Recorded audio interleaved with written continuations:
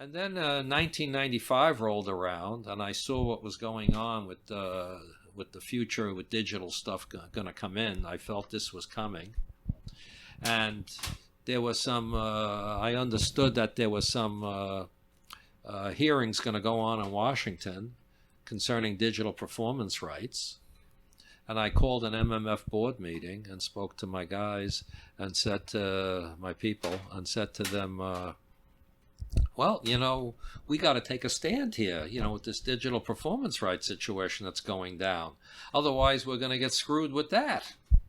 So I said to everybody, I said, I will do what I can. They said to me, I said, we got to participate in those hearings in Washington. And they said, what? They said, who do we know in Washington? I said, nobody. I said, but we'll meet them. We'll meet them. I said, I will try to open the doors. You guys got to back me up and do all the paperwork and everything else, and I will be the face of the movement here, since I'm heading up the organization, and we'll see what we can do here. And I remember I made 41 calls to the House Judiciary Committee. I called at 9 in the morning. I called at noon. I called at 4 in the afternoon. I called at all different times trying to get somebody meaningful on a telephone to talk to them. Then all of a sudden, one day on the 41st phone call, by accident, an attorney picked up for the committee. And I knew I had 30 seconds to say something quick, and I grabbed his attention. And I said, I understand you're going to have hearings on digital performance rights. He said, yes. And I explained who we were and da-da-da-da-da. And I said, I'm pretty certain you want to do right by everybody. Mm-hmm.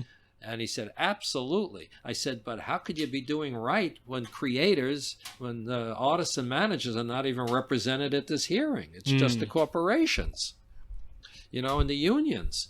So I said, this is not right. And then I went in to say to him, I said, it's impossible for you to know about 2,000 industries, and you're getting a lot of misinformation from the lobbyists. And I said, let me set you straight and tell you what's really going on here. Right. So you wanted to give them a perspective from the manager and from the creatives. Yes. So I went ahead and I had a nice conversation with this attorney. And he said to me, Mr. Bergman, let me speak to the powers to be here, and we'll have somebody call you back in a week or so. Okay, a week goes by, nothing. 2 weeks goes by, nothing. Week 3, the phone rings, and it's the House Judiciary Committee, and they invited me to testify in front of Congress. Wow. And now I was really, saying to myself, wow, what do I do now? But then I also said to myself, they told me everything we had to do to get prepared, and we prepared for this thing, and I decided I was doing it, and I never did anything like this in my life, and I knew that they were going to question me afterwards, but I said to myself, what little I know, they know less. Mm-hmm. So, we'll just go along with the plan and see what happens. And no sooner the International Managers Forum, US, came out on the calendar, when they put us on the calendar, my phones rang off the hook. I had friends I never knew I had. Everybody was wondering, how did this happen? And now we may shake up the apple tree. Yeah. We may shake up the card. And I had people that wanted to talk to me and wanted to help me write my speech and this and that. And the next thing, of course, they were all worried.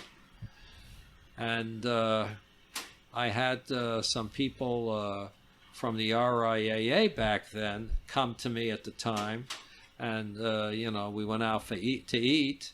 And they said to me, so what are you going to say? I said, well, if you want to know what I'm going to say, show up on June 20, whatever it was back, June 25th, I think it was. Show up on June 25th, and you'll hear what I have to say. And they said, what? So they said, what? I said, you heard me. And I said, one thing I'm going to make sure of and ask for is direct payment, which means that the artists would receive the monies from these future pot of gold directly without it going through to the record companies, and where it couldn't be recouped. Mm-hmm. because otherwise we'd see absolutely nothing. You know, if they were going to be able to recoup it against a video, a tour, you know, an advance against whatever else, you know. And I went there and I gave them my little sermon. I gave them my opening remarks. And then I was grilled for 40 minutes. And the night before, we were up till 3 in the morning rehearsing. I had a friend of mine from the MMF with me who drove down, and I had some other people who came down the next morning for this hearing. And everything we rehearsed, none of it was asked. None of it. I should have went to sleep hours earlier. And it's like when you prepare for a test, exactly, and then none of the questions get asked. Exactly. And I remember the first question that was asked was from a congressman in Cleveland. I think a congressman out of Ohio. I don't know if he was exactly from Cleveland, but from Ohio. And he said to me, okay. He said, how much of this money, of this new pot of gold that may be created here, that will be created, how much of this money do you think artists should get? And I said to myself at the time, let me get a laugh here, because if I can open them up with a laugh, then I can go for what I really want to say. Yeah. So I said to him, I believe we should get 100% of the money. And everybody laughed like I wanted them to. I said, but I know it's not going to happen. So what I think is fair is that creators get half and copyright owners get the other half. And ultimately, that's what happened. Wow. When Bill Clinton signed this thing into law November 1st of 1995. And we ended up getting 45% for featured performers, 2.5% for background singers, and for after, and 2.5% for musicians. And it was a victory. And I spent 7 years after that working on getting direct payment. And this whole thing came into being when Sound Exchange came along in 2001, I think it was, 2000 or 2001.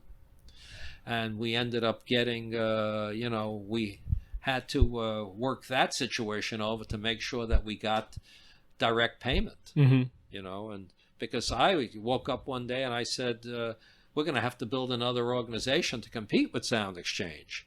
Yeah. You know, because they were funded by the recording industry. So they were worried about the labels. They weren't worried about the creators. And unfortunately, we had the tech bubble at the time. And Wall Street, there was no money to be gotten because there was a tech implosion.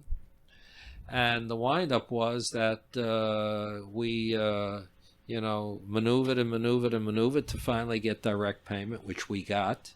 And I'm proud to say and honored to say that I'm a signatory on that agreement with Sound Exchange. That's amazing. With the labels. Yeah. And this was for streams, this digital... would be for everything digital going forward. Yeah. There was no streams at the time. It was digital radio. It was internet radio. And, there was no Spotify, Apple Music. No, Apple didn't come into being until 2003. Yeah. And I was there long before Apple, but I saw them coming. You know, I saw these things coming. Yeah, you had some foresight. Yeah, and because I saw the industry changing. And I believe the industry created Napster. Because if you don't want to give people what they want, they're going to go get it themselves illegally. Yeah. Was like with Prohibition in the 20s. When, you know, if somebody wanted to get a drink, they were going to get it illegally.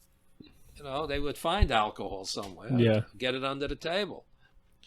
And I remember, I'll never forget this, I remember when I represented eMusic, which was originally, I just remembered, which was originally Good Noise. The company was called Good Noise. I like that name.